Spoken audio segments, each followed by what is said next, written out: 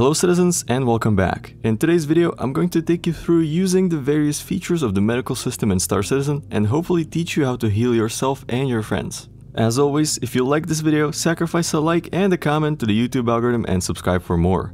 And here's a shout out to our amazing patrons for their support of the channel and the armory. Let's start with the basics, setting and moving your respawn location. First, let me explain some in-game terminology in regards to death and respawning. The in-lore term for respawning is regeneration. Regeneration is a process during which your body and mind are reconstructed based on an imprint. And an imprint is a data representation of your mind and body created at the hospital. Okay, now let's move on to how this works in-game. When you first create your character, you're asked to select your primary residence. This will be your first spawn location.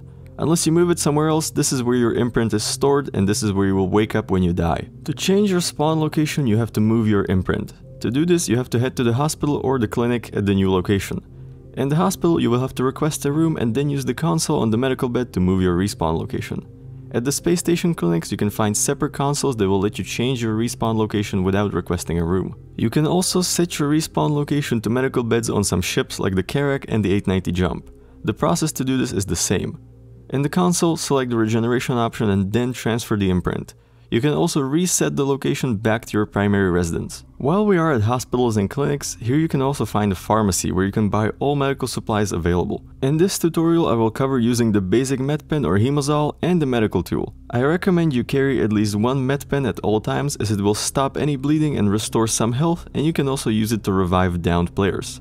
However, carrying the medical tool is always the better option as it has more healing capacity and can suppress the effects of injuries. When you get injured, this will be shown on your status HUD by the decreased health status, injury indicator, and also an audible bleeding alarm. If you're bleeding, your health will drain depending on the severity.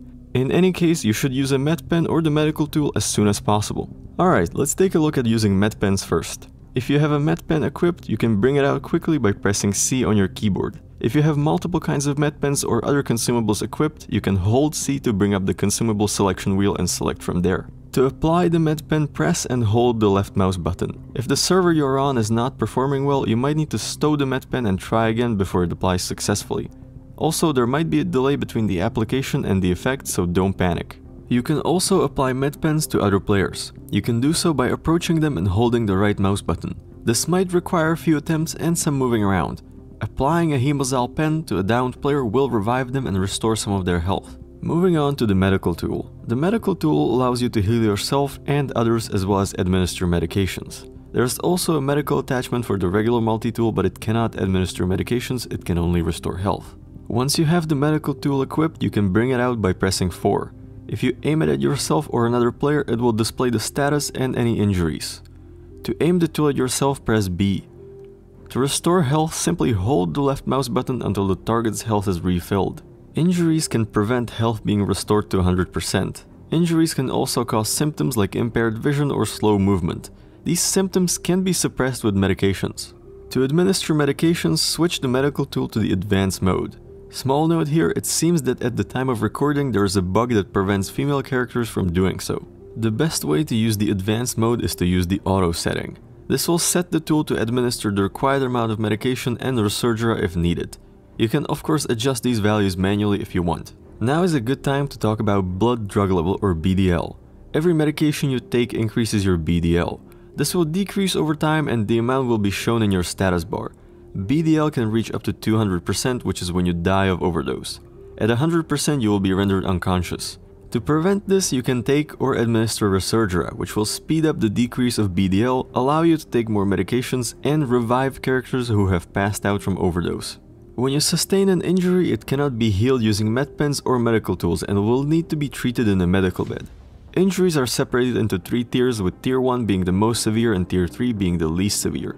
Each tier requires the corresponding tier of medical bed or higher to treat. For example, the medical beds on the Cutlass Red are Tier 3, so they can only treat Tier 3 injuries. On the other hand, the medical bed on the Carrack is Tier 1 and thus can heal any injury and provide regeneration.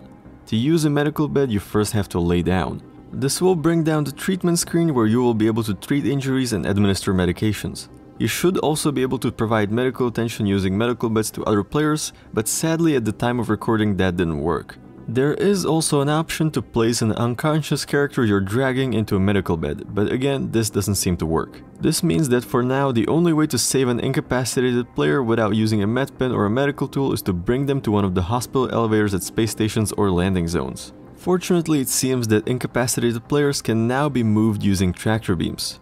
And that's it, your quick guide to medical gameplay in Star Citizen. If you have any questions or advice, feel free to share them in the comments. Thank you for watching, fly safe, and I will see you in the verse.